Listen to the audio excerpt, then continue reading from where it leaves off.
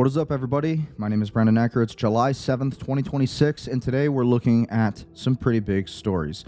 Yes, it's July 7th, 2026, and again, we are looking at some of the biggest news in the media. Today, we had an ICE agent who essentially killed an assailant who attempted to hit them with their car. And again, thank God the ICE agent lived, and they were able to neutralize the subject.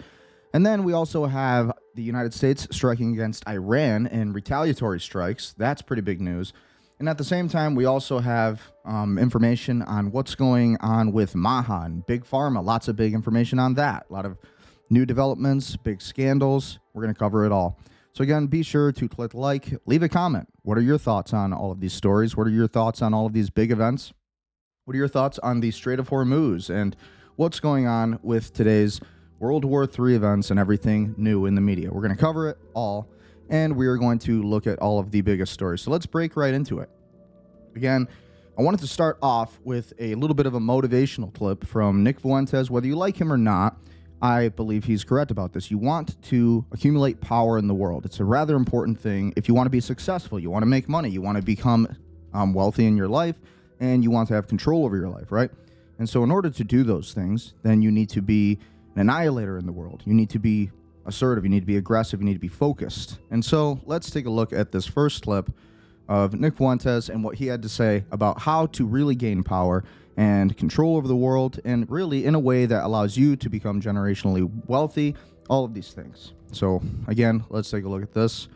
What are your thoughts? What are your thoughts? I think it's going to be an interesting show today. So here we go. The founding fathers were the richest people in the country at the time. They were lawyers. They were educated. Okay? They were Renaissance men. You want to fund the revolution? You want to build the revolution? Go to Harvard, become a lawyer. Go to Stanford, become a billionaire, become some tech entrepreneur, make $100 million. If you can't do that, join up in party politics, try to get elected, try to help somebody else get elected. Go work in the Trump administration, build up a resume. It's a mass democracy in an industrial technological society in the 21st century. That's the skill set that's required. We need an officer class of people with some bureaucratic skills, some legal skills. That's actually what is required. You want to do something? Do that. You want to do something? Make yourself sharper, richer, better. Make yourself more influential, more powerful, build your network. It's not sexy. You don't get to put on a costume. You don't get to be in the big parade. That's literally what it is. Let's put on a costume and be in the big jamboree, be in the big parade. That's your sacrifice, is we're not going to be in a big parade. We're going to do tireless, boring, mundane work for decades with no recognition. That's a sacrifice. That's doing something. People say, well, at least they're doing something. They're doing something for themselves. It's easy. It's easy when you're feeling into it. You're feeling emotional. I think I'm going to take the leap. I think I'm going to put on the costume. I'm going to go with my bros and march around and be in the big parade, be in the big spectacle for the weekend. What is that really doing for the country? What is the sacrifice? The sacrifice is what all of you are doing, what I ask you to do on the show. I don't tell you to do nothing. I say, if you're one of the bright, intelligent men, if you care about our country, you want to get involved, build your network, build your resources, create a local cell of like-minded, normal people, and start to build power locally in your city. You know what? Patriot Front is doing it. They're doing it in Texas, okay? They're doing it where they reside. And I think if they focused on that, it'd be phenomenal. But they got to do the retard stuff. I don't like that. So that's our sacrifice. It's that tireless, boring work. It's not sexy. It's not a big performance. It's not elaborate.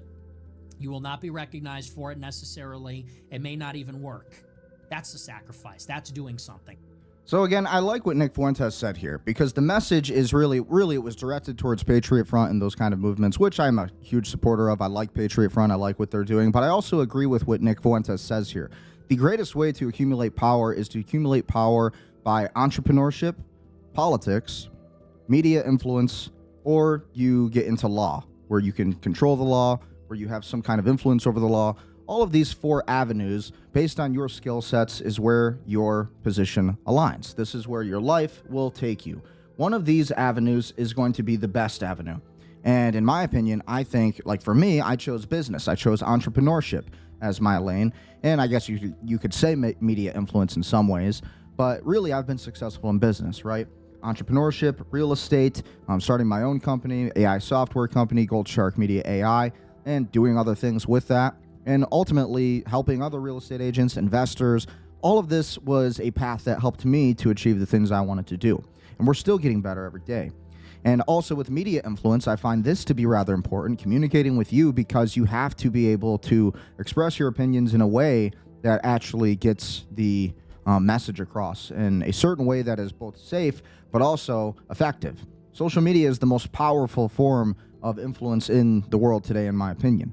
Okay, and if it wasn't, you wouldn't have Prime Minister Netanyahu of Israel who was saying the eighth front is fought on social media. Social media is the greatest lever of control, power, and really essentially getting your point across however you want to do that. But again, Nick Fuentes is right. In order to change the world, you really need to choose one of these four paths of, again, entrepreneurship, politics, law, or media influence. And maybe if you can do them all, even better. So I wanted to start with that clip because it's a little bit of a motivational clip, I guess you could call it that, before we get into the news.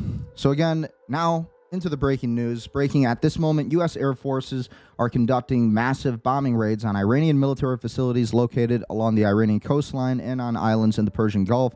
These U.S. airstrikes follow attacks by the Iranian forces earlier today. Commercial tankers, Iran accused them of illegal activity, and despite the presence of U.S. military escorts, they opened fire, resulting in at least 3 tankers being damaged. So that's pretty huge. So this news itself, again, comes from this big article. U.S. resumes powerful strikes on Iran after Hormuz Strait ships attacks. And again, this comes directly from CENTCOM. This has been confirmed. This happened in just like the past 2 hours. U.S. began a series of powerful strikes against Iran on Tuesday in retaliation for Iranian attacks on 3 commercial vessels transiting the Strait of Hormuz, U.S. Central Command said. The new U.S. attacks threaten to reignite conflict in the region and could spark fears that the Strait of Hormuz will close again. The U.S. began a series of powerful strikes against Iran on Tuesday in retaliation for Iranian attacks on 3 commercial vessels transiting the Strait of Hormuz, U.S. Central Command said. U.S. Central Command forces have begun launching a series of powerful strikes against Iran to impose heavy costs for targeting and attacking commercial shipping crews by innocent civilians in an international waterway. CENTCOM said in a post to X, the U.S. threats are in response to Iranian attacks on 3 commercial vessels that were transiting the Strait of Hormuz. Iran demonstrated aggression was unwarranted, dangerous, and a clear violation of the ceasefire. So again, if you haven't been following the ceasefire, this really comes from the Memorandum of Understanding, the MOU, that was signed between the Trump administration and then the Iranian negotiators, where Iran basically kind of called this. They said, the United States is not going to stay true to their word. We also have Israel, who has been trying to continue and propagate this entire war to continue. And that's why we're still here. That's why we're still dealing with a lot of this, right? And so this is big news. And again, what this really means is that the MOU is effectively dead, right? U.S.-Iran updates, again, launches retaliatory strikes on Iran after commercial ship attacks in the Strait of Hormuz. So again, we read a lot of these. The Treasury Department on Tuesday revoked a waiver allowing Iran to sell oil on petrochemicals, prohibiting Iran from significant revenue source negotiated during recent talks. The U.S. official said in a statement that Iran's actions in the Strait were wholly unacceptable to the United States and will be met with consequences. Iran's top diplomat said Tuesday that Tehran would not resume negotiations if the U.S. threats continue, after Trump said the U.S. would finish the job if a peace deal isn't reached. The talks are paused while Iran holds a week-long funeral for former Supreme Leader Ayatollah Ali Khamenei, who was killed in a strike on the first day of the war. So oil spiked 5% as tensions erupt over the Strait of Hormuz. Oil futures jumped on Tuesday after Iran attacked 3 tankers in the Strait of Hormuz, and the U.S. revoked a sanctions license allowing for the sale of Iranian oil, adding new uncertainty to the push to reopen the Strait of Hormuz to shipping traffic. The international crude oil benchmark, Brent crude, was up 5.5% on the day of 4:45 p.m. Eastern, trading at just under $76 a barrel for September deliveries. The U.S. benchmark, West Texas Intermediate, also jumped more than 5% to just over $72 a barrel for August deliveries. Both oil benchmarks are still well below the peaks of over $100 a barrel in late March and early April when the U.S. and Iran were engaged in more intense fighting. So yeah, I mean, the MOU essentially is the reason the oil prices right now are essentially still manageable, right? The oil prices as we see them today are pretty much just over $70. So again, WTI crude is at $72.17, Brent crude at $75.86, Murban crude's up at $70.57, and then the natural gas average is $3.28. So again, just pretty much since yesterday, we're up 3.6, around 3 to 4% since yesterday. So the oil prices, oil markets, we're really looking at a series of different fluctuations in the oil prices based on where we're at with this war. Okay, so that's kind of what's going on with all of that. That's kind of where we're at with this story. That's kind of why you're seeing these different oil strikes happen, or these Iran strikes happen. Iranian state media knew reporting explosions in multiple cities along the Strait of Hormuz coast tonight. This follows unconfirmed reports of strikes on Sarik. Something is happening on the coastline. So again, we have Qasem Island, Bandar Abbas, and then Sarik, which again, according to CENTCOM, have been confirmed. These strikes did happen. So very interesting. This MOU seems to be effectively over. It seems like more of smoke and mirrors when it comes to the MOU. So I think the Iran war is going to continue. I think we will likely see oil prices go up.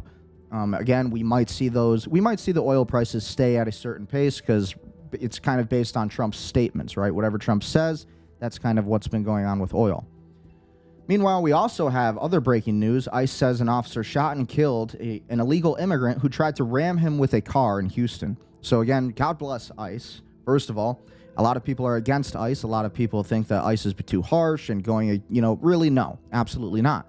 ICE is effectively following the policy of the United States immigration policies and laws, and that they're doing their jobs. And we do need to have secure borders, and we do need to have a country where we do not have 100 million illegal immigrants in our country exploiting our resources. And, we're being shamed for that by these same immigrants who end up taking power in politics.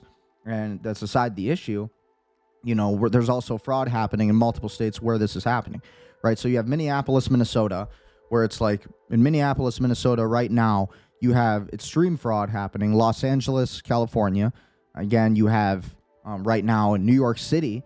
All of these illegal immigrants that are flooding into our country are, again, basically, they're getting rich off of these fraudulent businesses. And because the laws are basically made to protect those fraudulent businesses. And on top of that, they're collecting welfare. So birthright citizenship, I don't know about that. A lot of different things are happening where a lot of that might just be going out the door very soon. We'll see if any changes are actually going to be made.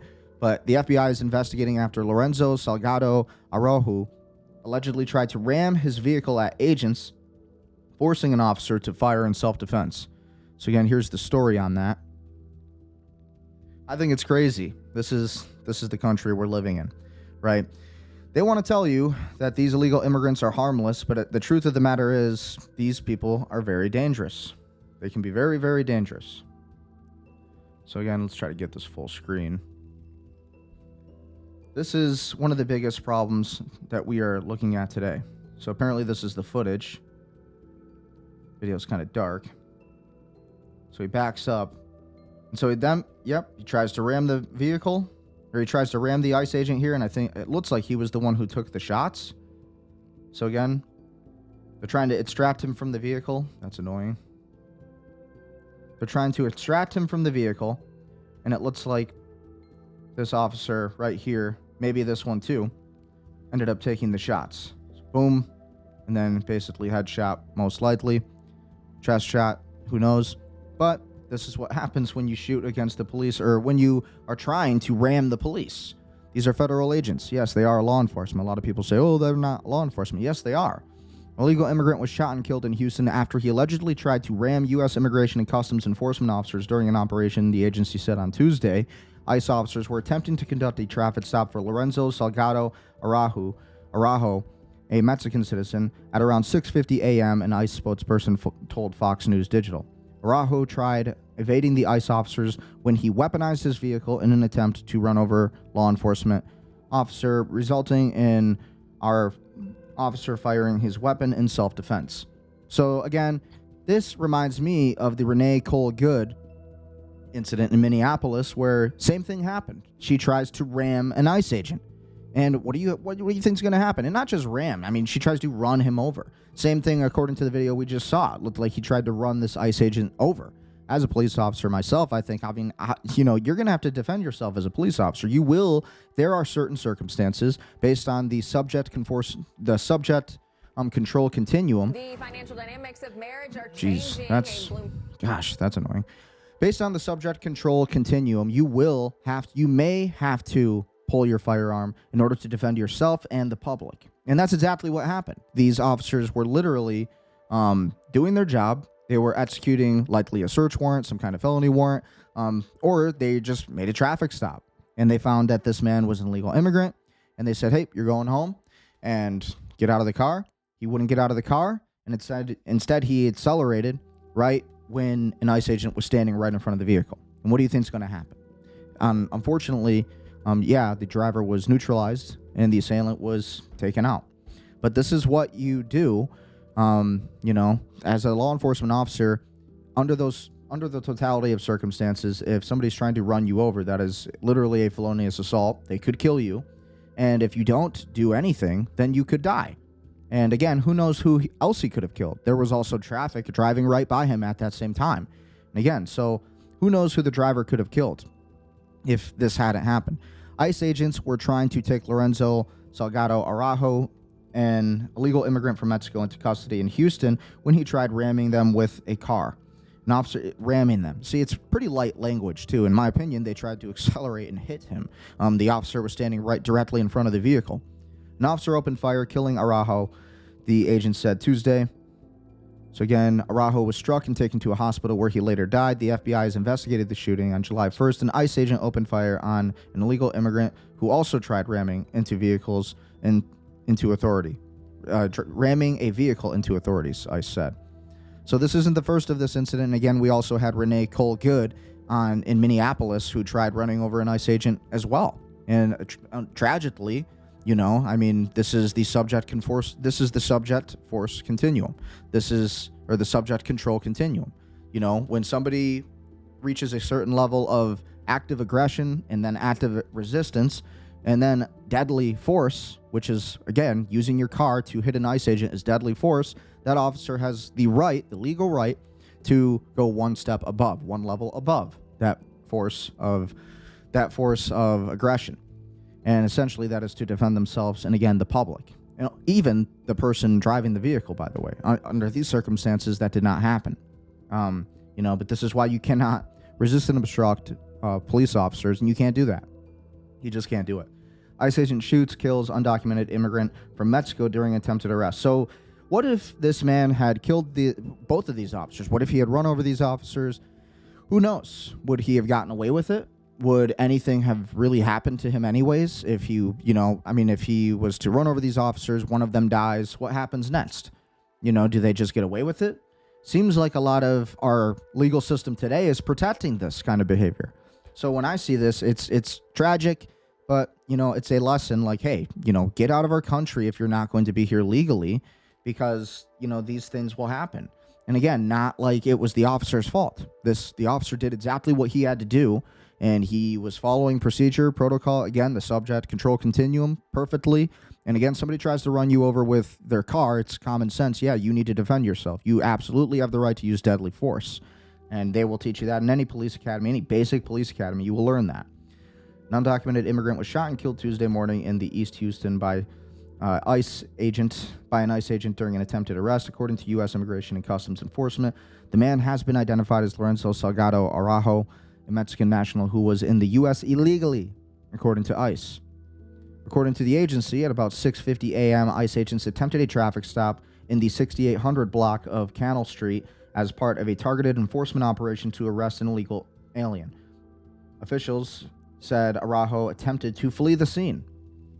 ICE said Araujo rammed an ICE law enforcement vehicle, refused multiple commands, and used his vehicle in an attempt to run over an ICE agent. 100%. That's obvious from the video that we just saw.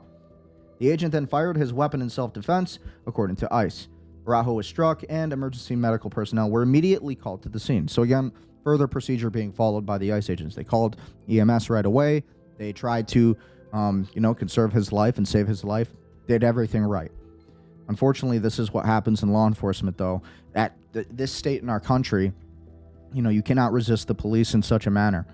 The Houston Fire Department said Araujo suffered a gunshot wound to his right flank, stomach area, and was transported to Ben Taub Hospital while CPR was in progress. He was pronounced dead at the hospital, officials said. 3 other people were detained. Federal investigators, including ICE personnel, remained at the scene. The FBI is leading the investigation. In a statement, Harris County Commissioner Adria Garcia's official said, Commissioner Garcia's office does not have authority over law enforcement matters, so we are not able to provide comment on this incident. We recommend contacting the Harris County Sheriff's Office or the relevant federal agencies for updates. So that's a pretty big story, and that was breaking news today. That was big news of today. I've been seeing that all over X, and, again, can't resist the police like that. You can't be a danger to the public like that. So on top of that, again, I wanted to go back to this entire story that we're seeing here today when it comes to the United States retaliating against Iran. This is Fox News coverage. Again, I know it's Fox News. Not everybody likes Fox News, but it seems like they're kind of all over the coverage. So let's see what they have to say. This is that Greg Gutfield who gave the coverage here. Fox News alert, CENTCOM confirming that the U.S. military conducted a new series of powerful airstrikes on Iran for attacking commercial shipping. Let's go to Mark Meredith in Turkey. Mark? Greg, good morning to you. The president is at his hotel for the evening. It's now after midnight, but the latest news we are getting is from U.S. Central Command that they are launching new strikes against Iran, basically in retaliation after Iran had launched 3 different attacks on ships that were transiting the Strait of Hormuz. These were commercial ships as they are trying to get oil, natural gas out of that waterway from the Persian Gulf into the Gulf of Oman. But the Strait, of course, has been the center point for so much of what's happened since early February, where President Trump said it was imperative that ships would be allowed to move in and out of that area freely. Iran, of course, had contested that, saying that they were going to be the ones deciding who was going to be able to move through that waterway. Now, we don't know whether or not these strikes are completed or if they are going to be ongoing. Iranian state media was reporting a series of explosions in southern Iran, but we'll be looking to get more details from what Central Command has to say or the president's own comments while he's here in Turkey. And I will mention, Greg, oil prices already jumping on the news of what's happening. Another big development, the U.S. revoking a waiver it had just issued to give Iran 60 days to sell its oil. The White House pulling back that release earlier this evening. Greg? So again, they're pulling back the 60-day release and the time period for Iran to essentially get rid of their control or get rid of any extra oil supplies or whatever. And at the same time, we also have the MOU, the Memorandum of Understanding, which is currently ending now. This would be effectively the end of the MOU. So the Iran war is going to continue as of this current time, because Iran says, no, you're not going to, you're not taking your vessels through the Strait of Hormuz without our permission. And we are going to decide. It's been a big part of the list of what Iran has required and demanded of their part of the MOU. So really, who's really violating the MOU here? I would say the United States. This entire operation really was probably a catalyst to allow the United States to continue operating and basically trying to extract more oil. Also, we have to realize that the United States, we just covered it yesterday on my stream, we covered how the United States is low on oil reserves. And so the entire world economy is basically at a standstill. And, we are this close to there being a very probable stock market crash. And I'm not trying to be a doomer, but this is just what I see. From an analyst perspective, this seems to be what's happening. And so this MOU effectively ended. And it does seem to be over at this point. When it comes to this, again, the language of the media is, Iran, or the United States retaliated against Iran. The United States retaliated against Iran. Well, it's like, I don't know about that. I don't know how true that is, because it seems to me like the United States has been kind of really perpetrating this entire war to keep it going. Strait of Hormuz, Iran taxed 3 ships in 24 hours, the U.S. says. So again, here's more on that story. Iran's military fired at least 2 missiles at commercial ships transiting the Strait of Hormuz on Monday night, 2 U.S. officials tells Axios. The IRGC attacked a 3rd commercial ship on Tuesday morning, a U.S. official said. Why it matters? The reported attacks threatened to unravel a memorandum of understanding signed less than 3 weeks ago under which Iran agreed to halt attacks in the Strait of Hormuz. And they come after a 1-week agreement between the U.S. and Iran on halting attacks when those halting attacks in the Strait expired. The U.S. is likely to retaliate with strikes against Iranian targets. During the news, the United Kingdom Maritime Trade Operations said Monday that it had received a report from a tanker traveling south near Oman along the Strait of Hormuz coast that had been struck by an unknown projectile, causing a fire. A U.S. official said a second commercial vessel had been struck by an Iranian missile. Both vessels suffered significant damage, but no casualties, the U.S. official said. State of play, a round of indirect talks between the U.S. and Iran in Doha, Qatar, last week ended without much progress on the issue of the Strait of Hormuz. So that's kind of where we're at with the Iran war. MOU, you could consider that over for now. Temporarily at this current time, I would say the MOU is effectively over. And now Iran did say if the strikes don't stop, then the MOU will be over. They did say if. So maybe there is some kind of deal still in place. Maybe the Iranians are, they do not have an air force. That is true. Very, very weak air force. So who knows? Their communications and a lot of these different areas have been pretty much pillaged by the United States military. We understand that. But again, we also have this funeral procession that's taking place for Ayatollah Khamenei, which is basically putting Iran on pause for a lot of their operations. So I expect that there may just be some kind of retaliatory strike again on U.S. military bases tonight, Kuwait, Qatar. You might see something happen there. Dubai, you'll see, you very well could see something like that occur, right? Italy's FM welcomes Israel-Lebanon talks to be held in Rome next week. So again, when we're speaking about the Israel-Lebanon war, I wanted to cover that a little bit. Italy warmly welcomes the announcement that the next round of Israel-Lebanon talks will be held next week in Rome.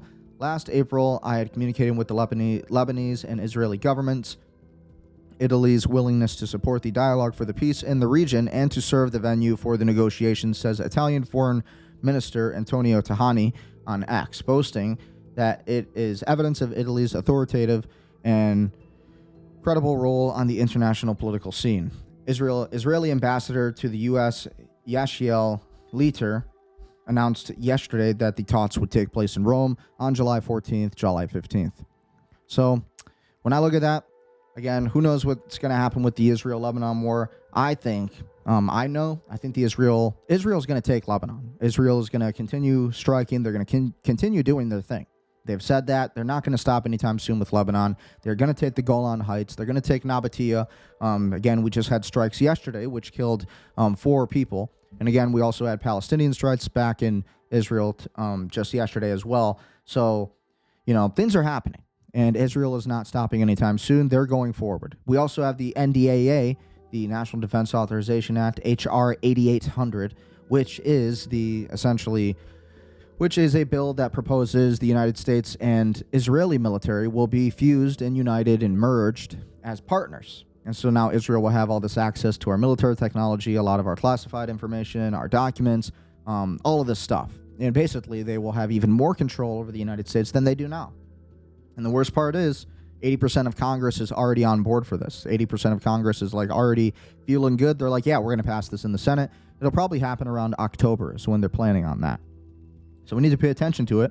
We need to stop it. You need to call your local congressman and say that you do not want NDAA HR 8800 to go through. And you do not want the Israeli military fusing with the United States military. I mean, just remember, if there's any kind of doubts you have about this, it's a problem because of this. You understand that the entire U.S. military is basically being dominated by the Israeli military right now through legislation. And when it passes in the Senate, it's going to be official. Okay?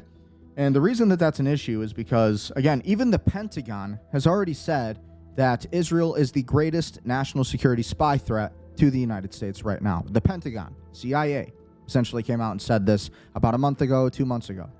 So, there's just no doubt when you look at everything happening that this is affecting everything. Meanwhile, when we look at the markets a little bit, we have Bitcoin at $63,505.76. Again, we are down 1% in the last 24 hours. The fear and greed index went down as well to 29. We're doing better than we were last week on the fear and greed index. We were at like 18, I believe, last week. Ethereum is at $1,774.29. Binance is at $578.49. And again, we have XRP at $1.11. Solana is at $80.83. And we have Hyperliquid at $69.96. Stellar Lumens at 18 cents. Cardano at 17 cents. Chainlink at $7.88. Again, when you look at all of this, it's pretty wild, right? Hedera Hashgraph is at 7 cents. Avalanche at $6.70. So when we look at some of the best tokens in the tokenized economy that we're going to see in the future, you know, the entire market's pretty much waiting on the Clarity Act. There's really not much news there. We're just waiting. And again, as the Congress, as the House is going through their recess and right now, then, you know, you're not going to see much happening with that. We also have, you know, different variations of the Save America Act on the Senate floor and things that are going to be passed there. And so who knows when the Clarity Act is really going to go through. A lot of people are saying it could be by the end of July this month, or it could be early August, mid-August. And if it's not at that time, you're going to see nothing basically until 2032. Really, and the reason people think 2032 is because the Democrats are really not in favor of crypto. We really don't have the votes for the Democrats right now in favor of crypto, which is not good because it basically puts a lot of the entire market, this emerging market, completely at risk of just going under. And then China would take hold of the cryptocurrency domination on planet Earth. So not great news when it comes to crypto. But again, buy low, sell high, and buy at a discount while Larry Fink is continuing to buy. They're buying, right? Crypto's not dying anytime soon. There's a 90% chance for sure in the future that you're going to see something happen with crypto positive, and that it's going to be an adopted market. I would say 95%. The question is when, right? There's about a 35 to 40% chance that you're going to see that happen in 2026, according to Polymarket right now. So a lot of people aren't too confident about that, but we'll see what happens. You know, this entire war and all these things, variations in the economy change all the time, right? Unlike physics, you can't really predict the outcome of things. But when it comes to the economy, you know, again, you really can't predict anything either, right? When it comes to the economy, you look at emerging markets, anything can happen. Anything can happen. So again, the stock market today, SpaceX slips below the opening price and glum day for the tech stocks. So Dow, again, S&P 500, NASDAQ. The NASDAQ composites slumped while shares in SpaceX slid below their first day opening price on the day the rocket marker was added to the NASDAQ 100 index. Chip giant Samsung dropped nearly 7% despite giving what was by all accounts a rosy update, projecting a 19-fold surge in quarterly earnings wasn't enough to meet investors' lofty expectations. In South Korea, where the Samsung trades, the benchmark Kospi index lost nearly 5%, sparking a sell-off in chip stocks globally. In the U.S., SpaceX dropped 6.8% to its first close below June 12th opening price of $150 that followed its initial public offering. Tech stocks more broadly dragged down NASDAQ, which lost 1.2%, and the S&P 500 declined 0.4%, while the Dow Industrials edged lower 0.2%. So stock market, none of the markets are really looking good today on July 7th, 2026. Not good, not good. So again, here's more on the ICE story. I wanted to jump back to this for a minute. Mexican illegal alien been shot after trying to ram and potentially kill ICE agents in Texas. The alien is reportedly dead. So again, pray for ICE for sure. So here's more on that story. It's about a 4.5-minute video. But again, important story to cover. This is what's going on in the news today. News from the Magnolia Park neighborhood. A man shot in the stomach with ICE agents and federal investigators on scene. Within the last few moments, we've confirmed that man has died. Let's show you where this is happening at the intersection of Canal Street and Highway 90. KPRC2's Bryce Newberry is there working to gather the latest. Bryce, what have you learned? Andy, federal agents just left Canal Street here in the last 30 minutes or so. They had been on this scene for about 8 hours, as we have just confirmed through an ICE spokesperson that an ICE agent opened fire and killed a Mexican national here on this street just before 7 o'clock this morning. What ICE is telling us this afternoon is that enforcement officers were out here attempting to pull over that Mexican national. He's been identified by ICE as Lorenzo Salgado Araujo. And according to ICE, when they tried to stop him, he refused to stop. ICE says from the information that they are getting, he then used his vehicle in an attempt to ram the ICE officers who were out here. He then did not follow verbal commands, according to ICE. And then that is when, according to ICE, he tried to run over the agents who were out here attempting to pull him over. ICE says that an agent then opened fire.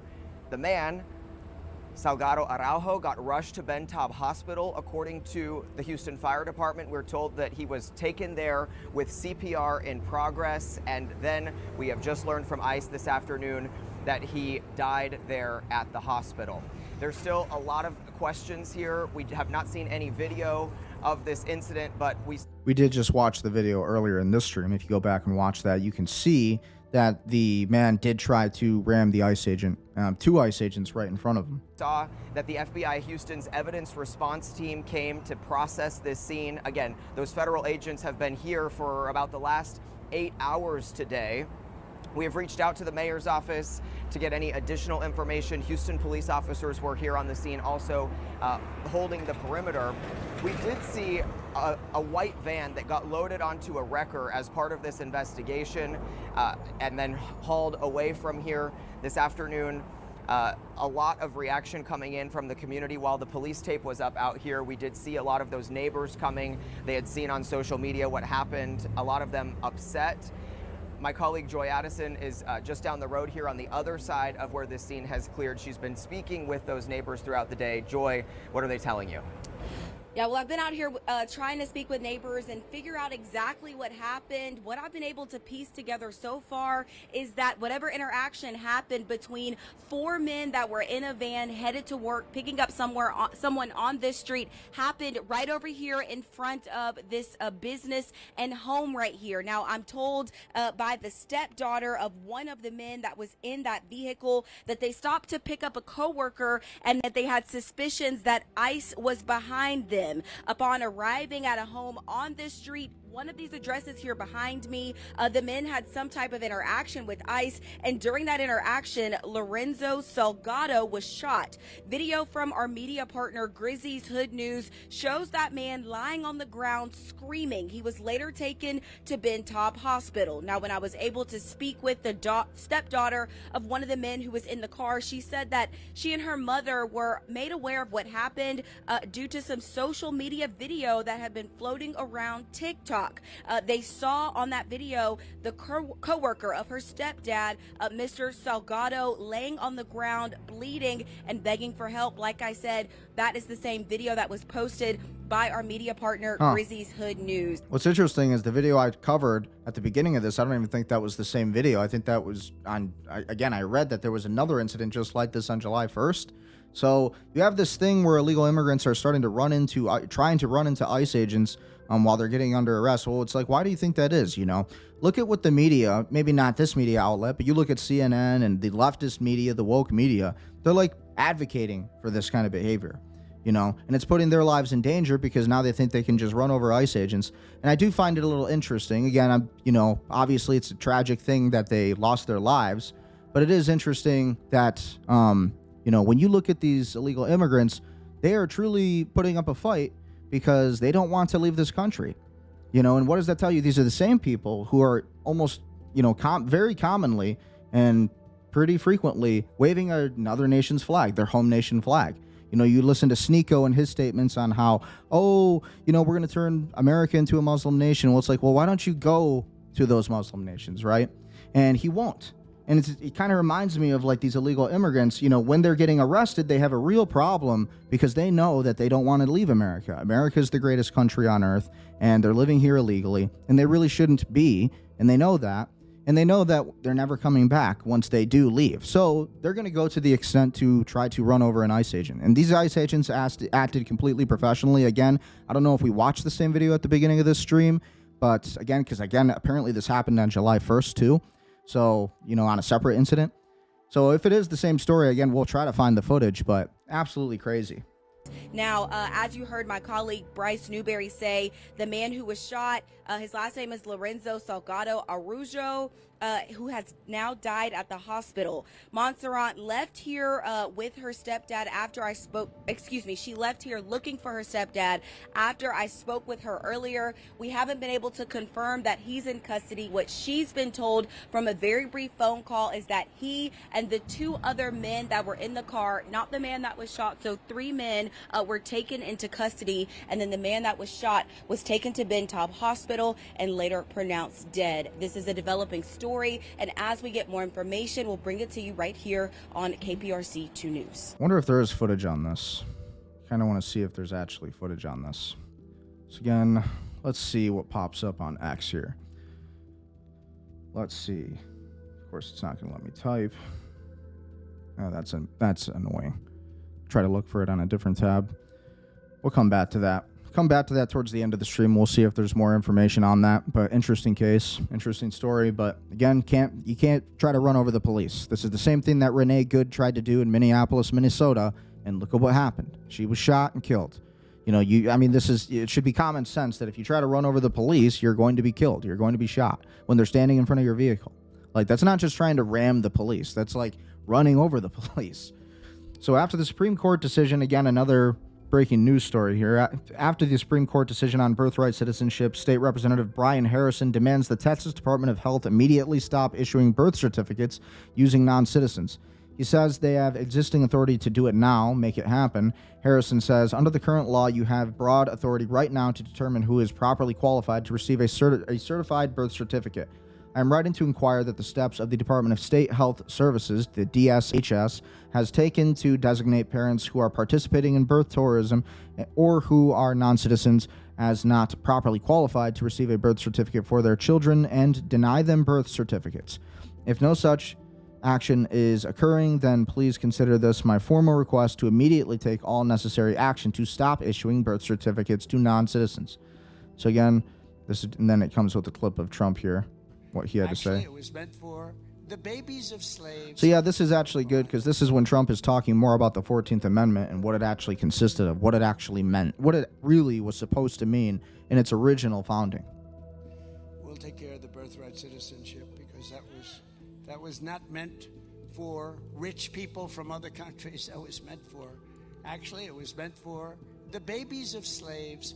If you look at it, true. It was a month after the Civil War ended that it went through. That's because it was meant for the babies of slaves. They were grandfathered in. Rich people from China. They came over in Gulf Streams. It was meant for the babies of slaves. So I know they got it wrong, but that's okay because they gave us something that nobody thought. But they also gave us something in one of the sessions a year ago was called merit. Our country now is based again on merit. I think, but so again, that was what Trump had to say on that. That was about a week ago when he made that statement. But again, I mean, it's true. Birthright citizenship, it wasn't supposed to mean that, if you step a foot on soil, then you get to share the 1,000 years of ancestry that, other Americans have. Or hundreds of years of ancestry, generations of ancestry. If you come from Somalia or Nigeria and you're 7 months pregnant, you have your baby here, bam, they're an American citizen, and you don't even need to be documented. You don't need to be lawfully an American. You're just here. Your kid's here, they're an American citizen, naturalized citizen. So it's quite horrible. I mean, this is a total abuse of the Constitution, really, when we look at that.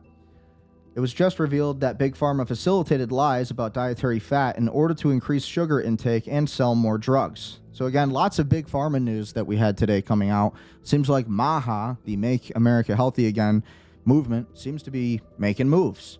They suppressed the data for 16 years. 2 other large studies failed to show an association. Finally, the study trickled out in the medical literature. Nobody noticed it. Those on the low-fat group had higher rates of heart attacks. Why? Maybe because when you avoid fat, you have to pound food with carbohydrates and often ultra-processed carbohydrates stripped of fiber and chopped up. It functions like sugar. We created a generation of children with low protein, high carbohydrates, sugar addiction, and burdened with ultra-processed foods. And what did we do as a medical field? Drugged them at scale. Those days are over. We are telling people the truth about food. When the government tells you they're telling the truth, how much do you really think that that's the truth? But at the end of the day, we'll follow that. And again, that's a huge story. I mean, seems to be something big. At the end of the day, you never know when it comes to all the different things that they're always saying and claiming when it comes to this stuff. So you got to be careful about what you just choose to believe. So honestly, at the end of the day, it's kind of horrible what they're really doing to Americans health-wise, what they're doing to our food, all of this stuff. Again, looking for this other story here. So again, relating to Big Pharma, we had another big, allegedly a big cancer breakthrough targeting the mitochondrial stem cell connection in cancer treatment, a hybrid orthomolecular protocol. So when we look at this document here, we have intravenous vitamin C, we have oral vitamin D, zinc. These are all the different cures to cancer, essentially. Ivermectin, a lot of people know about that already. We have benzamindolas and DON. Again, when you look at that, low-grade cancers, mendobazole, dole, 200 milligrams a day. Again, pretty crazy. So apparently, and then again, you have dietary interventions.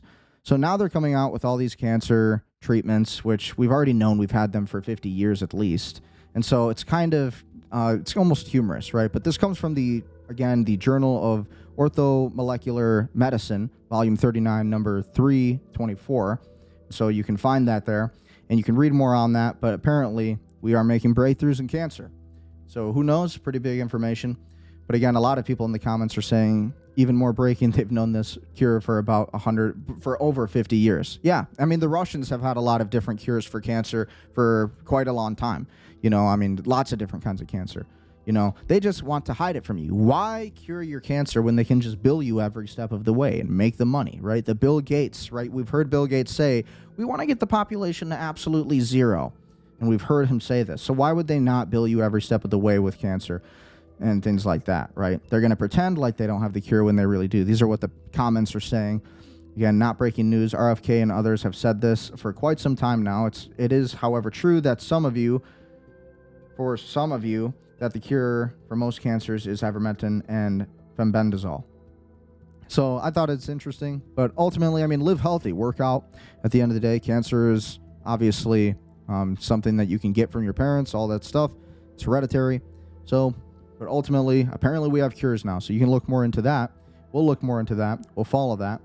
So again, this was RFK, more on Big Pharma stuff here.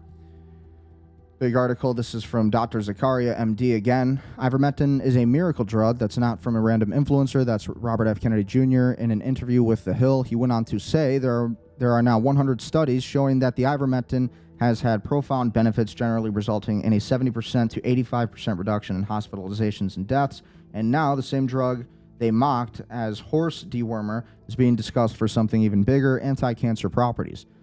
Stories are pouring in: prostate cancer, breast cancer, skin cancer, colon cancer, tumors shrinking, markers dropping, people who were told there's no hope still here. Here's what they don't want you to know. So again, talk some more about that here. Let's listen to what RFK had to say about it. So, and they had almost no vaccination. So let's rewind this. Let's hear what RFK and his beautiful voice has to say. That beautiful voice. Almost like an Alex Jones. There are now 100 studies that show that ivermectin had profound benefits, generally speaking, a 70 to 85% reduction in hospitalizations and deaths. It was really a miracle drug, particularly in the later pandemic. I'm saying if that was all in like Bangladesh or South America, it could be because it was all over they the was killing world. off parasites. It was all over the world. The countries where they use it for parasites, Nigeria, which has the highest river blindness burden in the world, did have the lowest COVID death rate in the world. They use both. They also have the biggest malaria burden, so virtually the entire population is on hydroxychloroquine, and a large part of the population is on ivermectin for river blindness. So, and they had almost no vaccination. They had, I think, something like 1.3% vaccination. So they did very well.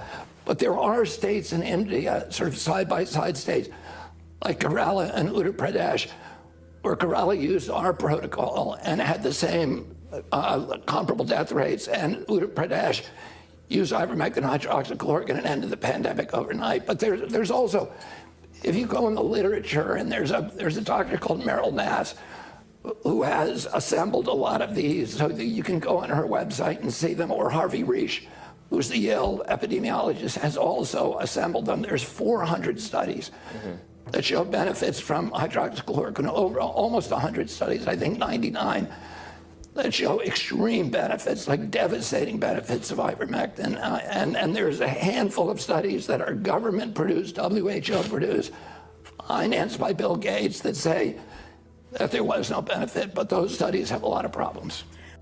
And then they tell you to get a vaccine for it. Like, that will solve your problems. And speaking of vaccines, another big story, again, I have it somewhere in my bookmarks. I should have saved it up here. But Alex Jones talked about it a little bit. He talked about how the Amish are now required to get vaccinations. So let's just look for that. Alex Jones, Amish vaccines. He talks about this a little bit, and it's kind of crazy. Now the Supreme Court is basically stating that if you're Amish, you are going to be forced to give your kids a vaccination. So here it is right here. This was today. Forcibly injected. Pretty crazy. Let's that listen means to everybody this. else. Supreme Court's got to come in and block that. Let me rewind Absolute this. violation of Nuremberg Code. Federal court rules that Amish can be forcibly injected. That means everybody else. Supreme Court's got to come in and block that. Absolute violation of Nuremberg Code. We've got Oregon. This is quietly happening in New Jersey, California, Illinois, Washington State. It's over 14 states. And I saw this going in the last few years, and now parents are freaking out. Oh, at age 12, they say the children now have control over their medical rights.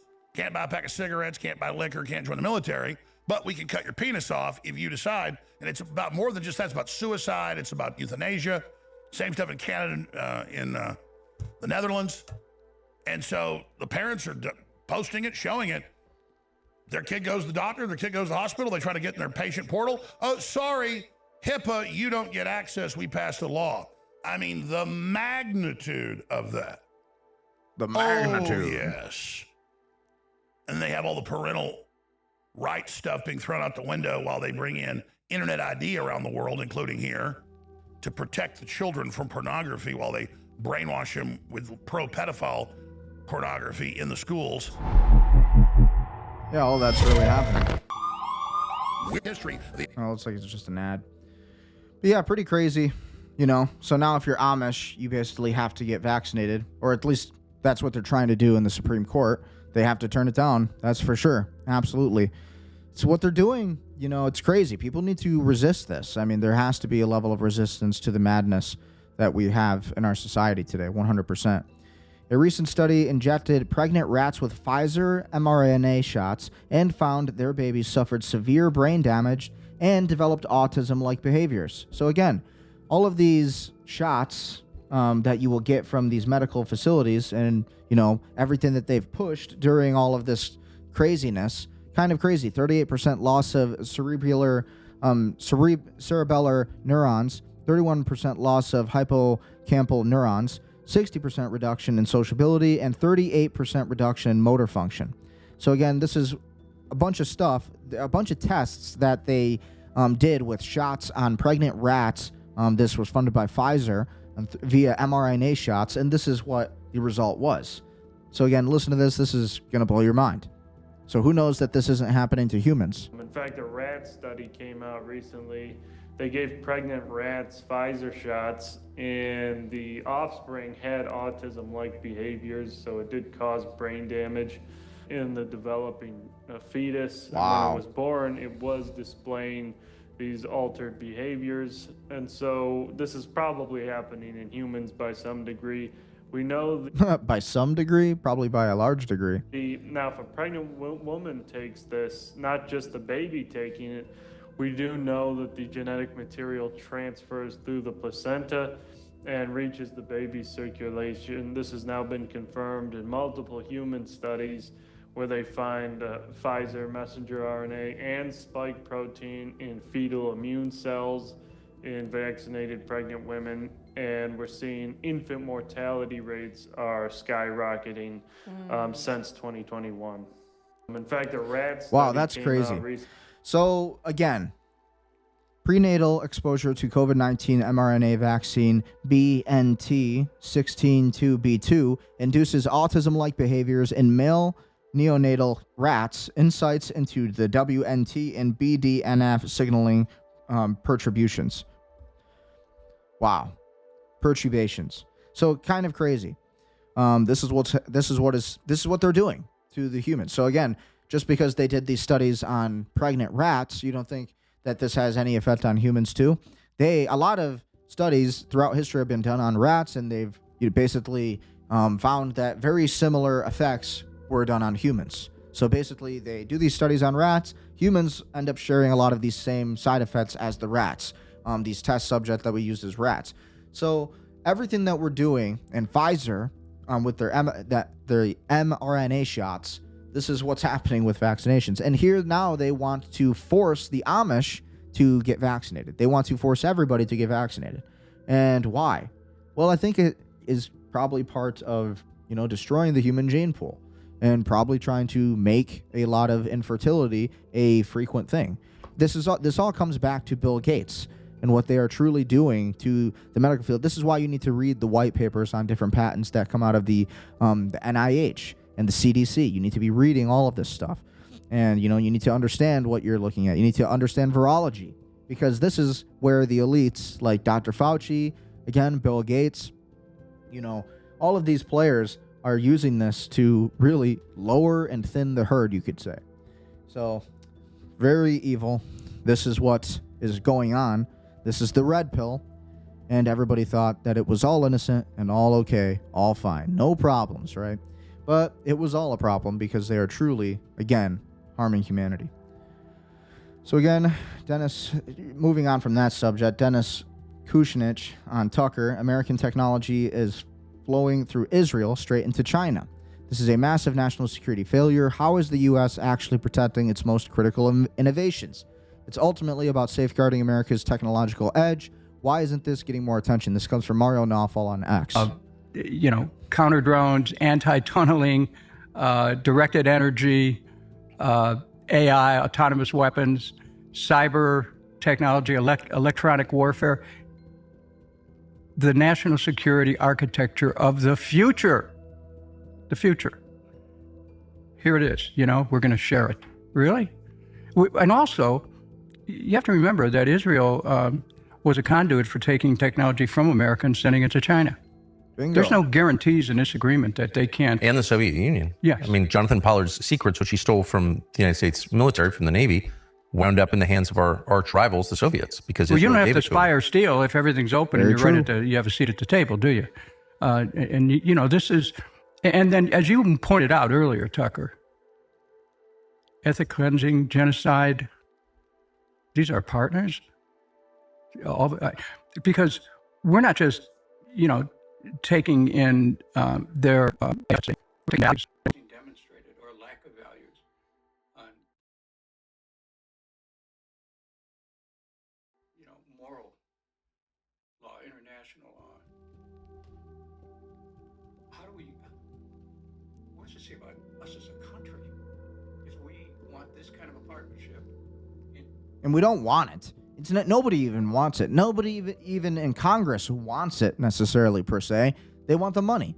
And they're getting paid off by AIPAC, and they're getting hundreds of millions of dollars plus to essentially sign off these deals into Congress and to sell out the younger generations of America. So that way the United States military will end up getting trained by these IDF kind of people from Israel. And next thing you know, we're going to be bombing Christian villages, and we're going to be essentially a terrorist state. And then, before you know it, just like that, we're going to have no more allies. And this is really what's being done under the National Defense Authorization Act, H.R. 8800. Section 218, and really, this entire bill that is going to be passed in October.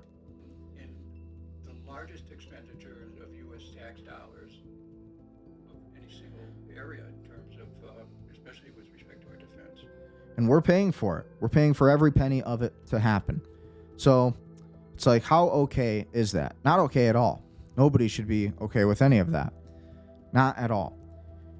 This is an occupation of our country. This is why Patriot Front was doing the things they were doing. This is why they say the things they say about needing to take back our country. All of this stuff. This is why you have, individuals like Charlie Kirk who were a problem for this greater movement, this greater Israel project, right? These people are a problem. The Nick Fuentes, the Candace Owens, the Alex Joneses, all of these people who are trailblazers for the truth and, basically willing to talk about it. Tucker Carlson, all these people who are willing to expose the state of Israel and for everything that they're doing, they are on a list by the ADL. The ADL put out a whole list on it, and their names were on this list to basically take them out. And what do so you wonder why Charlie Kirk is gone today. You think it's just because of Tyler Robinson, and, we go off of what the FBI tells us and we go by the facts, sure. But we also have to go by the inconsistencies in those facts. The fact that the entire crime scene with Charlie Kirk was basically wiped clean within minutes. The body was gone. No FBI coats walking around after that incident. We also understand that Charlie Kirk's own his own security team behind him were like former SEALs. And then some of them former like special ops, some of them who belong to the Lion of the Tribe of Judah, which is an organization which, again, not just religiously, this is an organization of like former special ops guys, and they conduct and carry out assassinations. A lot of stuff you're not supposed to know. We have the road microphone theory. We have the camera gun theory. We have the underground. We have the phone gun theory. All of these different theories. You could call them conspiracy theories, but you have to look at the inconsistencies. Who was the guy in the video just seconds before Charlie Kirk was shot while everybody was focused on what Charlie Kirk is saying? One guy's facing the other way in a video, and he's chanting right before, about 10 seconds before Charlie Kirk is shot. Kind of insane. So when you look at all of this, this is what's really going on. With Israel, again, Israel did 9/11. Yes, it was Israel. You look at the USS Liberty, it was Israel. You look at all of the JFK assassination, it wasn't just Lee Harvey Oswald, it was also the driver of the vehicle that JFK was in, who was the second shooter, right? So, even Donald Trump's assassination, they tell you that it's just Thomas Crooks and a second shooter. Well, there was a third shooter on the water tower that people don't even talk about today. Not allowed to know that. So not allowed to talk about it. And that's why I get censored. Somalian Minnesota state rep candidate called for more funding for daycares. So if you remember Nick Shirley's big break on the Minneapolis fraud, the Quality Learning Center, because they couldn't spell learning, again, owned by these Somalians, these Somalian business owners.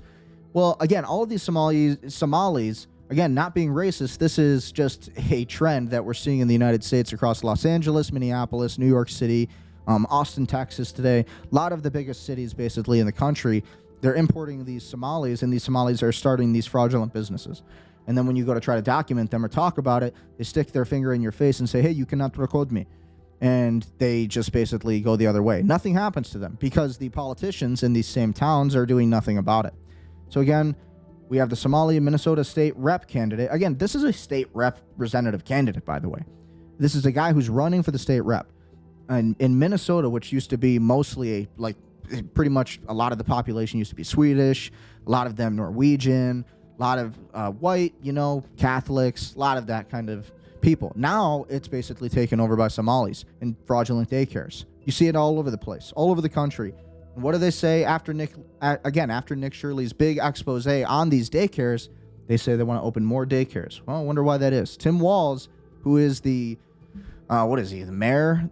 Again, he's like a big proponent of all of this. I think he's the governor. Keep a roof over your family's head is to work 3 jobs.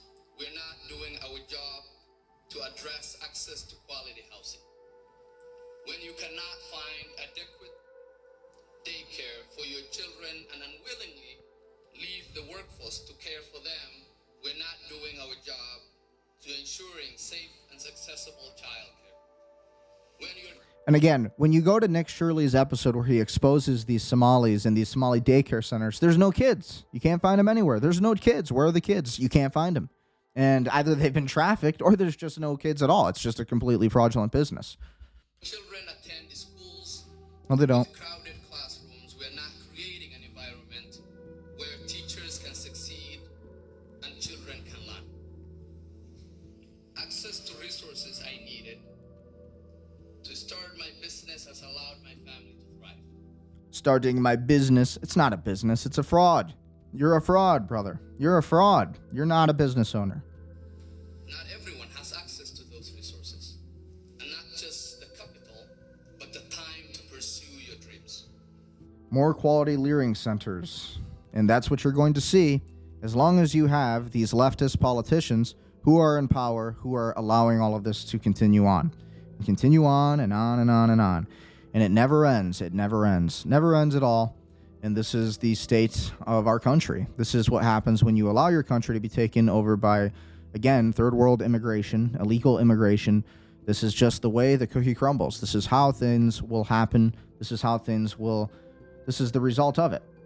We need to have a homogeneous society like our founding fathers intended, but we do not have that today.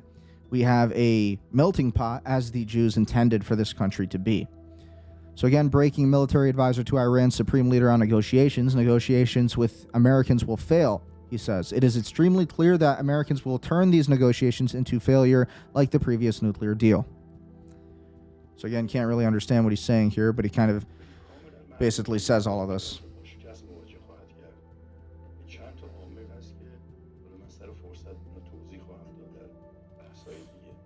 Yikes. So he says the American negotiations will fail. Meanwhile, here's new satellite footage of the Gaza Holocaust. And here's what we're seeing today. This is the new updated footage that we've been seeing of what Gaza looks like.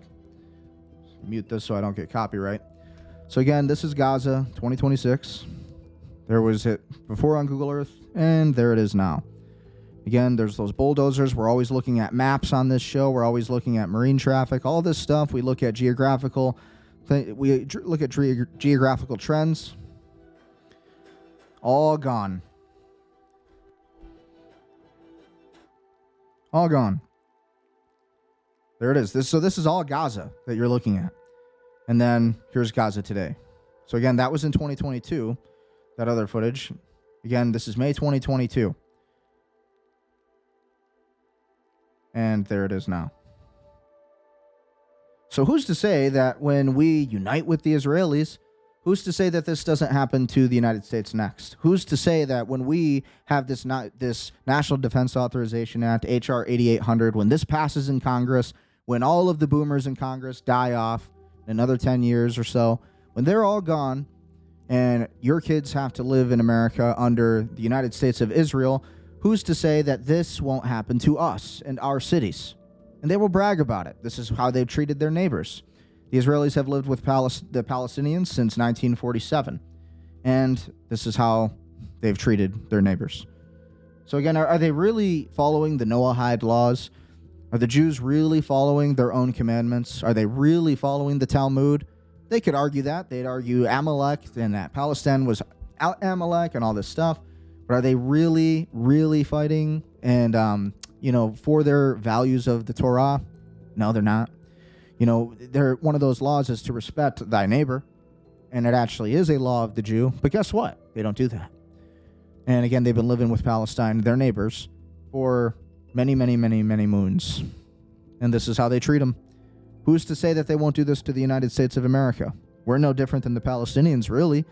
We've been living right alongside Israel, just maybe not geographically, but militarily. We've been living next to the Israelis politically and diplomatically. And who's to say that they're not doing this to us right now as we speak?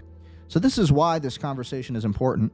We need to care about these issues, because if we don't care about them, the United States of America, if we don't care about these issues, who's to say that it won't happen to us next? And in my opinion, I just think it's not our turn yet.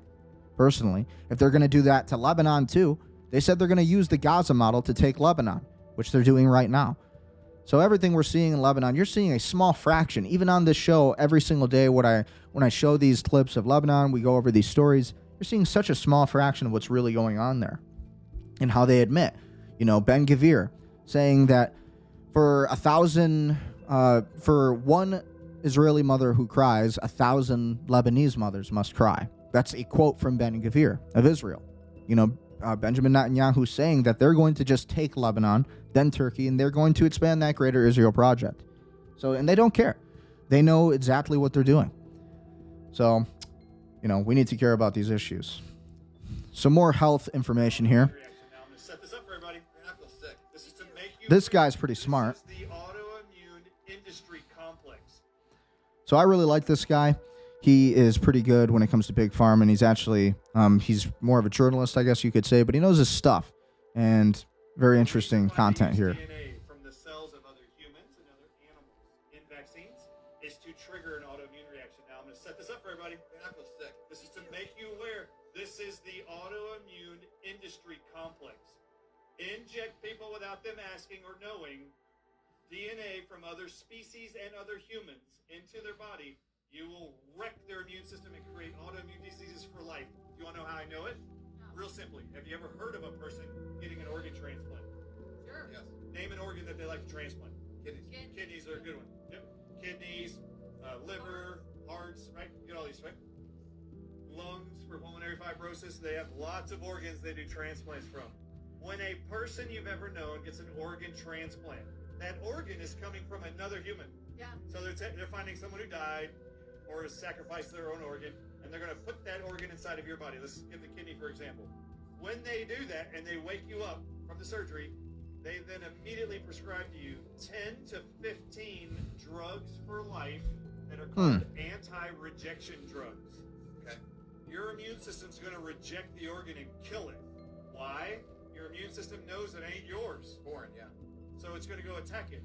After it creates antibodies that totally destroy that organ, if you weren't on those drugs, that organ that you just received from somebody else has the DNA structure of kidneys. Guess what happens after it gets done attacking that kidney? It's going to be, those antibodies are floating around your body looking for what? Kidneys. Kidney cells, kidney tissue. They are going to then start attacking your kidneys, and you will develop autoimmunity of your kidneys, chronic kidney failure, and you will be on dialysis for life. The body, we know, will reject and destroy any tissue that's foreign that isn't your DNA. This is a great design by God, by the way. Don't put other DNA in your body. Right. So now you put Cocker Spaniel DNA inside of a 6-month-old. You put hepatitis B inside of a 12-hour-old baby, and you set them up for autoimmune diseases lifelong. This is why you get juvenile rheumatoid arthritis, juvenile diabetes, SIDS. Why did you get all these conditions of autism? This is so many more diseases, malfunction, like autoimmune diseases or something that you just not hear, but now it's like everybody, it's common. Don't never sign that organ donor card. Oh, everybody in the audience, have you ever wondered why there's so many children and adults are allergic to eggs? 7 out of the 9 flu vaccines have what's called ovalbumin, or by name, egg protein. Well, I looked that up. I wanted the world to see. Why is there egg white in every one of these flu vaccines? Egg whites. In the flu vaccine. In the flu vaccine, 7 of the 9. So I looked it up. I wanted to know what eggs come from. I want to know what eggs, what egg whites from what animals are inside these flu vaccines. All right, so for the first 70 years of vaccine production, they were actually cultured in chicken eggs.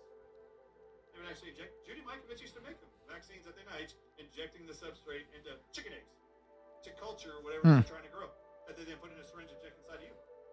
Any chicken egg protein they inject inside of you as a baby, you will develop lifelong egg allergies to. Just so you know, in the last 20 years, it's no longer chicken eggs. What is it? It's snake eggs. Oh, you're kidding. 90% of all vaccines are manufactured in China, and look it up. There's documentaries about this all over.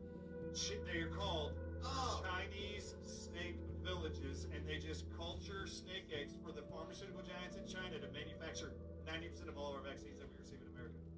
What is the deal with snakes? So chicken DNA, snake DNA. Do you want to know why there's so much autoimmunity, so many actual disease states, chronic illnesses in Americans? You're injecting foreign DNA that doesn't belong to you into you. And as long as you stay ignorant and blissfully happy to follow blindly the faith of your white coat authority figures, who don't know anything either. These little booklets will be very powerful. And I want everybody buying them and then giving them to their MDs after they can't answer your questions because none of them have a clue. It's true. I mean, at the end of the day, you know, you're told that, oh, well, that doctor's a smart man. He went to medical school for a long time. But it's like, well, they're also basically trained to follow a very specific set of guidelines, right? Who were the first ones to line up to get the COVID vaccines before anybody knew anything about them? Well, it was the doctors, it was the nurses, and they just believed that it was okay because CDC says so. But did they really do the research? You know, there's researchers and then there's doctors. You know, they questioned Thomas Massey during the COVID era, and they said, what makes you think you can question doctors? Are you a doctor? Are you saying that people shouldn't wear a mask? Are you saying people shouldn't get the COVID vaccine? And what did Thomas Massey say? He said, well, I can read data. A very simple response, like, well, I can read data. Like, anybody can read the data. Anybody can do this research. It's all public information and public domain. So, you know, you have to just question what you are not supposed to question. The definition of science is to question things, not to not question science. That was the one thing you heard during COVID is, oh, you science denier, you deny science. You question science. It's like, well, that's the definition of science, actually, is to question science, is to question the beliefs and the perceived truths of science. That is how we find the truth. That is science. Hypotheses, that is science. To find not a conclusion, but to understand data and to read the future, in order to read the future. So this is what they really just do not want people to know. All of this kind of information, you have to be very careful with what Big Pharma is telling you, right? Who's in charge? You have to follow the money. You know, you want to know who the number one payer of advertisements are when it comes to Big Pharma? It's Pfizer, and it is the pharmaceutical companies. That's very interesting, isn't it? And so now it probably makes sense why you see so many vaccine companies on TV or not even vaccine companies. You see so many different prescription companies where they're always pitching you a different kind of prescription pill, right? And it's something you've never even heard of before. And it has all these terrible side effects. Now you understand why. The greatest industry for advertising is pharmaceuticals, and they spend the most amount of money on it. Moving on. If you say I'm talking about money from AIPAC as a Democrat, which is an Israeli lobbyist group, you're basically done as a candidate.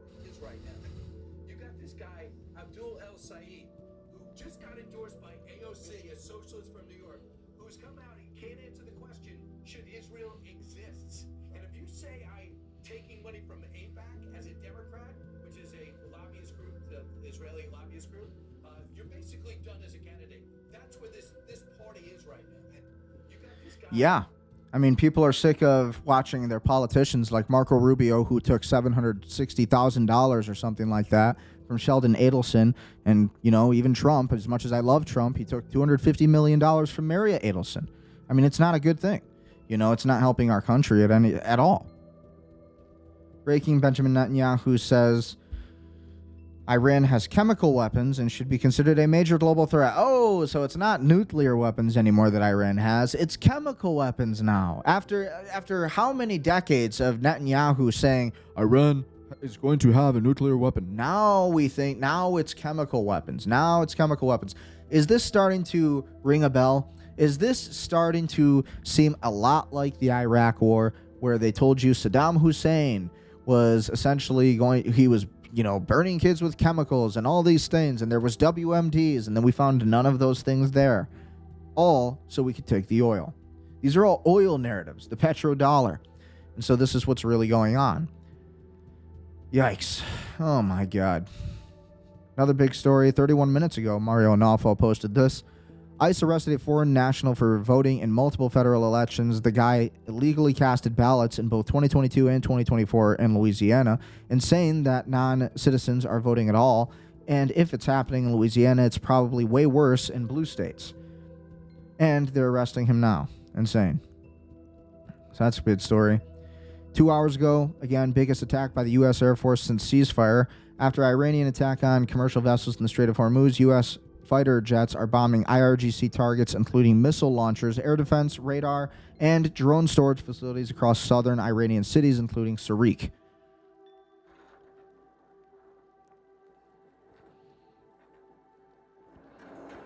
So this is where we're at. 2026.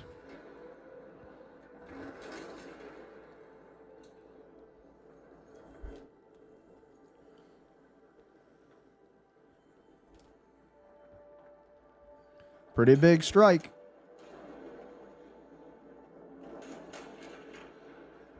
Pretty big strike.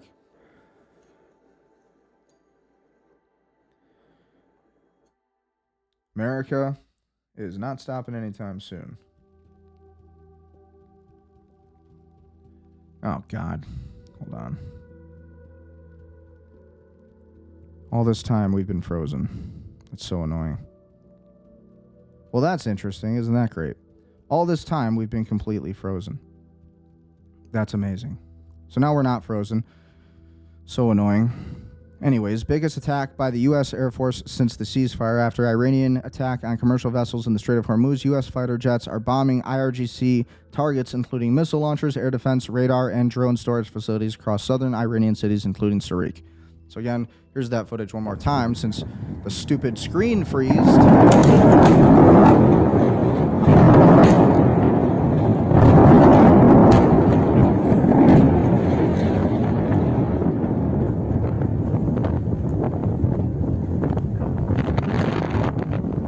Insane.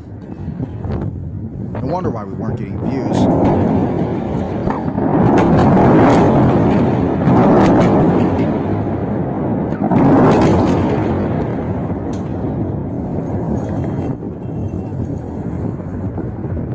So the Iran war is continuing, I'd say, when we look at this footage. I don't think it's ending anytime soon. Don't think we are ending this war anytime soon when I look at that footage. So again, that was just a couple hours ago. Crazy, crazy. Absolutely insane. Al Jazeera confirms the U.S. is bombing Iran's Qashem and Sarik airports. Again, this was 54 minutes ago. The Pentagon is desperately trying... Now, this is in my way. The Pentagon is desperately trying to shatter Tehran's absolute control over the Strait of Hormuz. Washington resorts to reckless aggression to force the strait to open. Information, Qashem is the largest island in the vicinity of the Strait of Hormuz with a very geostrategic significance when it comes to Iran's control and authority over the Strait of Hormuz. Also, the state TV says that at least 7 explosions have been heard in the areas close to Sarik port. And then again, Sarik port is very important because of the very fact that it oversees the Strait of Hormuz. Again, another point, another strategic point from which Iran imposes its control and authority over the Strait of Hormuz. So again, Iran and the U.S. war continues. So again, I wanted to respond to this too. Nick Fuentes responds back to Sneeko after he said he wants the whole world to be Muslim. They take advantage of our kindness and play the victim, but when whites are under attack, they laugh. Totally true. So again, let's listen to this clip and they want to play the victim, and they want to wave the bloody shirt, and they want to cry, and they want you to cry, and they want you to feel sympathy. And then, isn't it so typical of Muslims and brown clowns that on the one hand, they're the biggest victims and they want to cry about racism and Islamophobia and colonialism and genocide and war and the West and America, and they want to play the victim and they want to wave the bloody shirt and they want to cry and they want you to cry and they want you to feel sympathy. And then in the next sentence, 10 minutes later, you see a completely different side. And when we talk about how our race is being genocided through mass migration, they laugh about it. They laugh and they gloat. And they say if the white race is being genocided, that's because you deserve it. You deserve it because you're not having enough kids and you're foolish. And this is what you deserve for what you did to everybody else. And when we talk about the grooming gangs in the UK or in Europe and the rape of the girls in Europe, killing of the young men, they gloat. They run cover. They defend the behavior. They talk about how the real crime is all the Islamophobia against the innocent Muslims. They take up space in our public places in New York City, in Dearborn, Michigan, in Minneapolis, and they do these big demonstrations of strength. And they say, we're here to take over. Islam will dominate the world. Everybody's going to be Muslim. And I said this. And again, that's crazy because it's so true. Like, here I am, I'm covering the Iran war, I'm covering everything Israel's doing to Palestine and Gaza, and we say free Palestine, and we have sympathy for the Muslims that are being genocided right now by Israel, and we are taking them into our country, and what do? They shit all over us. They piss in our hand. They do nothing but gloat, and they want to take over, and they want to change America into something else, and they insult us all day. And it's like, no more, we're done with you. And again, Nick Fuentes is responding to Sneeko, a live streamer, who basically said, New Yorkistan is going to be all Muslim, and Islam is going to be in every home in America. It's like, who do you think you are?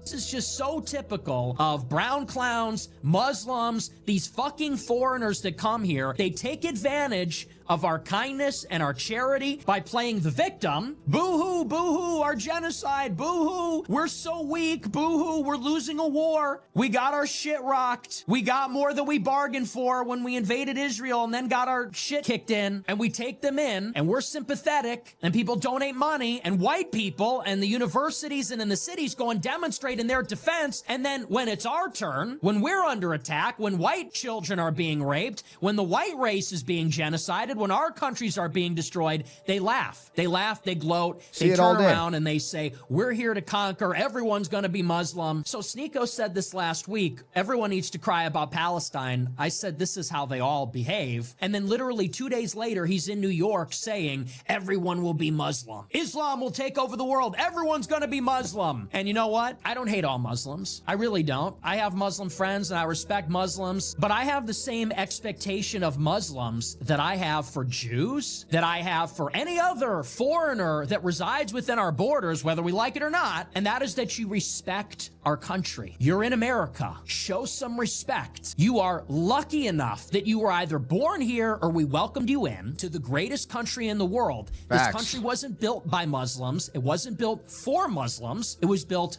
by Christians, by white men. So you come into our country that we were gracious enough to let you survive in, that we were gracious enough to let you live in, you better show some respect, not just to the country, but to the people and the civilization that built it. And that's whites 100%. and that's Christians. And they so don't. You shut the fuck up. You keep your prayers in the mosque where they belong, you salute the flag, and you show a little bit of respect to the people that built this place that you call home. That's the bare minimum. You want a country where there's tolerance for other religions? You want a country where there's tolerance for people that don't look like whites? Then why don't you show a little bit of respect? That's the bare minimum for all of them. A lot of these 100%. pro-Israel types are saying, well, Nick, we told you so. We told you that last year. I saw Laura Loomer on Twitter today. She said, I told you Poor so. Loomer. This is how these Muslims are. I said, not so fast. Here's the difference. Laura Loomer and Randy Fine and Ben Shapiro, they're just the other side of the same coin as Sneeko, Hassan Piker, and Zohran Mamdani. It's not I told you so. Yeah. These are two people that really have no business being here. These are two people with a totally alien religion, totally alien language, culture, civilization. They're not even from here. And they both come here so arrogant, so bold, no respect, selfish, putting their own people and their foreign country first. As far as I'm concerned, I feel the exact same way about both of them. Laura Loomer, Shapiro, Randy Fine, as well as Sneeko, Hassan, and Zohran Mamdani, they should all go home because clearly they prefer their motherland more than they prefer this country. Mamdani's from Africa. Hassan is from Turkey. Sneeko's from Haiti. All these Jews, I mean, ostensibly they were born here. We all know they'd be happier in Israel. We should send them all back. 100%. We should.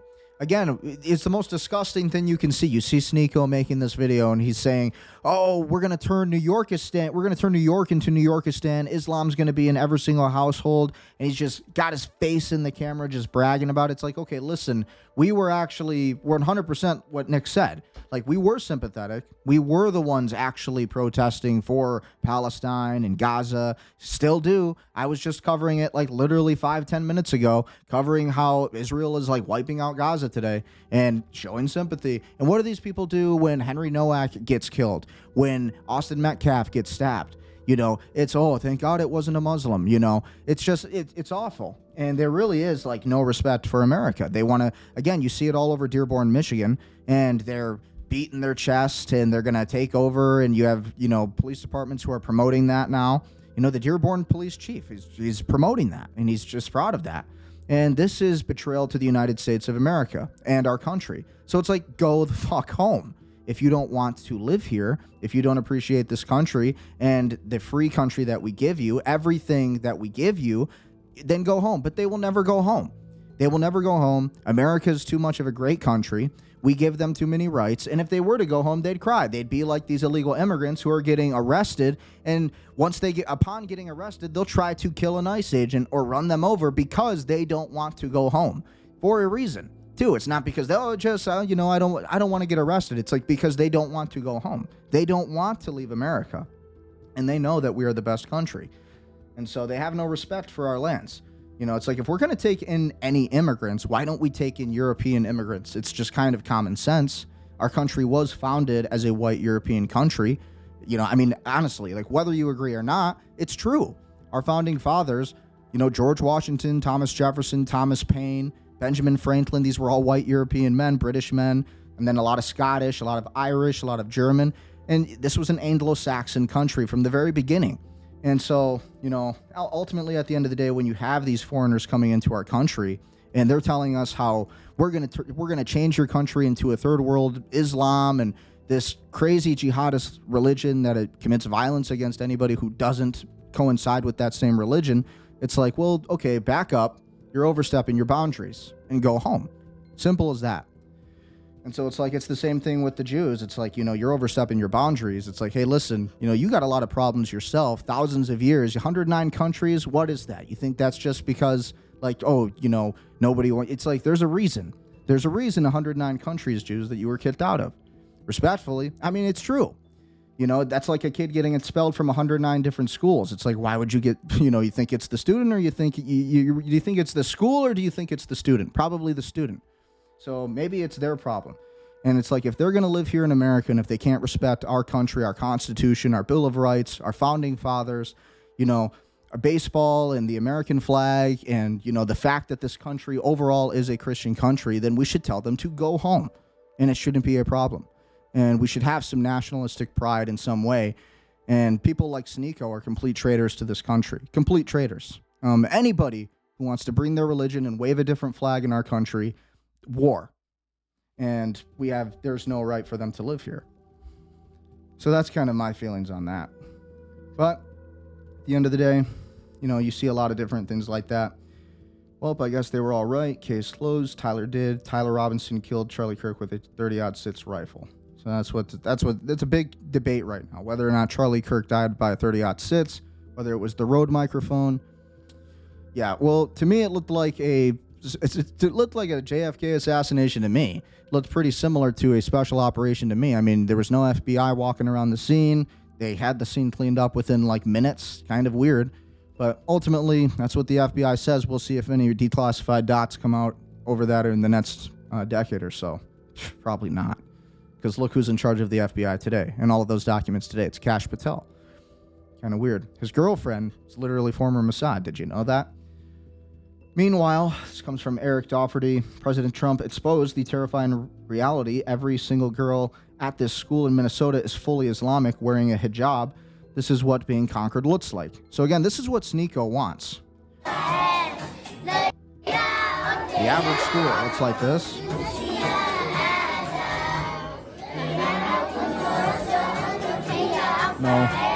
No thanks. Nah, I'm good. No, let's not make this a thing.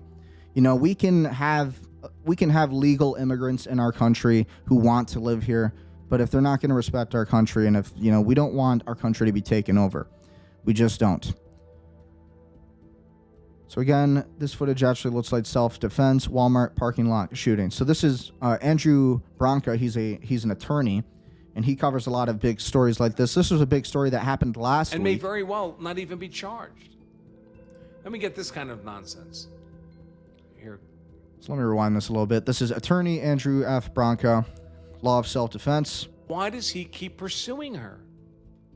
He's within, at one point, 6 or 7 feet, and then she backs up a little more. And I'm not saying either of these people is great judgment or this is a perfect case of self-defense. She made poor judgments here, too. We're not dealing with a bunch of geniuses here. Yeah, I think that's a real point. So again, if you paid attention to the story last week, This was a 62-year-old man. He was a former veteran, and he was shot by an African-American lady in a Walmart, outside of a Walmart parking lot.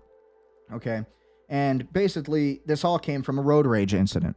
So, this is why I'm always saying never get out of your car, never road rage. And if you ever encounter a road rager, you call the police immediately and try to get a distance away from them, but don't get yourself shot and killed.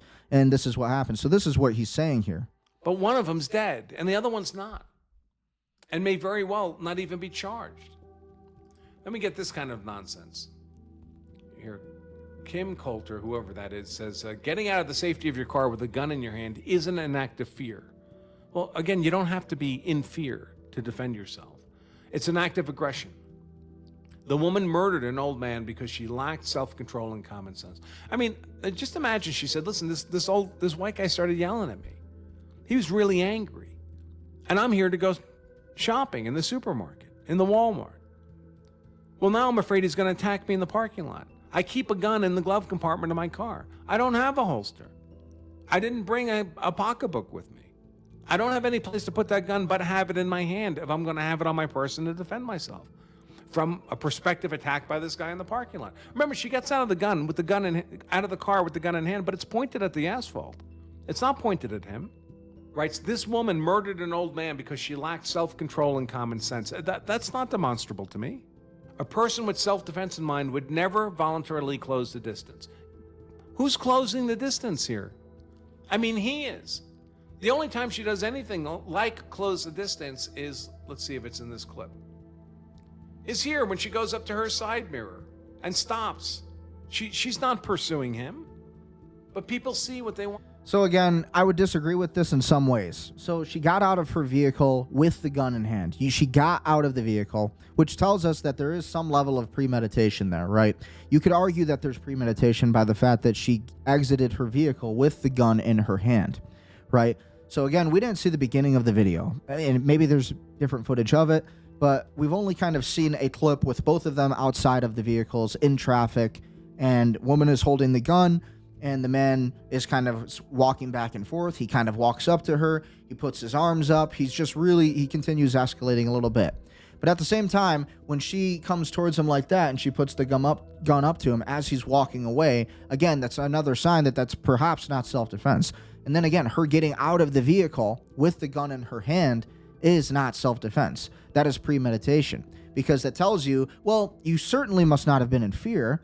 If you can grab the firearm from your side or wherever it is while in your vehicle, your glove compartment, and then you can take off your seatbelt, you open the door, you look around, you find the guy wherever he is, then you start with the encounter, with the interaction. That's a lot of time for you to really, decide on what you're going to do. So you could argue that that is premeditation. Is it self-defense? Possibly. But I don't consider that self-defense when she's getting out of her vehicle in traffic with other drivers all around her. So I think Andrew Bronca's wrong on this one. I want to see an armed black woman, this account writes, shot and killed an unarmed white man, a veteran no less, over something as trivial as a parking spot. Is that why she shot him? Then why didn't she shoot him instantly? I don't think this was a shooting over a parking spot. To me, it looks like a common road rage incident from what I see. Pointed the gun first, backed away while he advanced, and pulled the trigger. Under Florida law, self-defense is a legitimate claim that must be investigated, but the raw facts are stark. One person is dead over road rage in a parking lot. I mean, the road rage may have triggered and catalyzed the confrontation between the two, but that's not why she shot him. Now imagine the exact same incident with the racist flip. The white woman shoots and kills an unarmed black man over a parking spot. The video shows her pointing the gun, him approaching, unarmed, and her firing. Within hours, every major network would be running wall-to-wall coverage. Racist white woman guns down black. Yeah, that's probably true. But it doesn't change the legal analysis.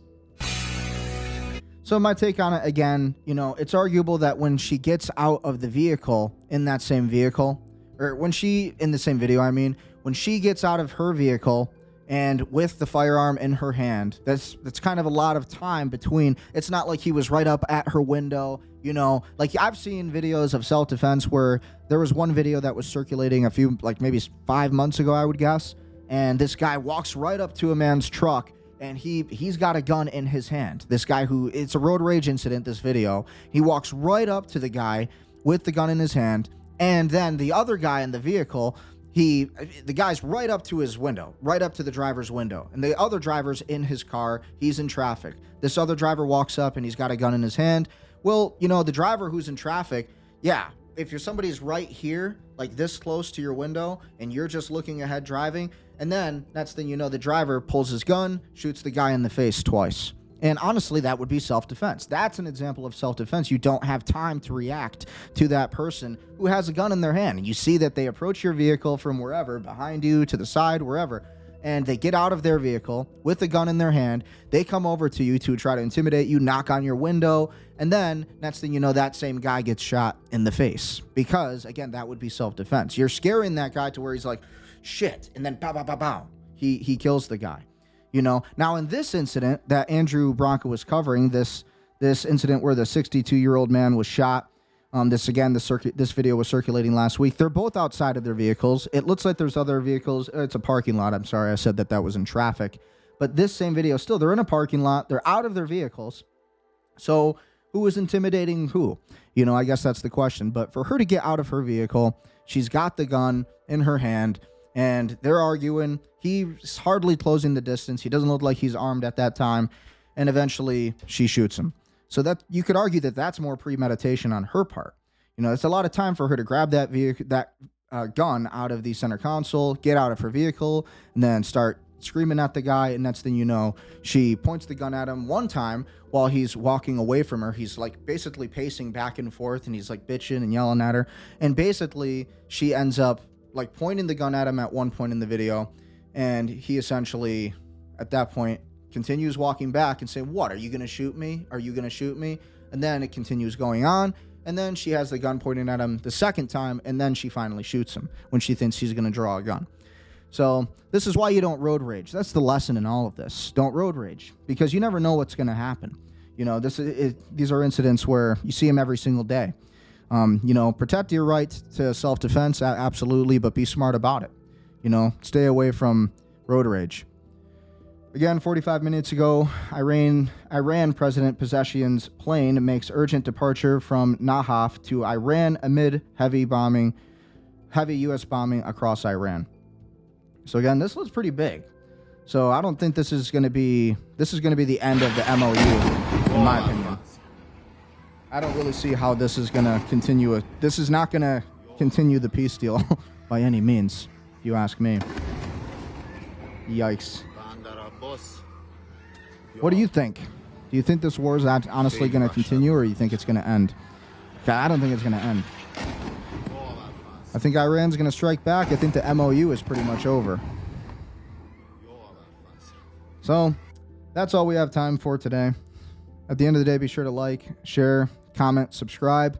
Leave your thoughts. What did you think about this episode? What do you think about some of these videos and these clips that I've showed? What other clips should I show? Ultimately, that's what we're looking at today. And again, what do you think about the news that's going on in our world today?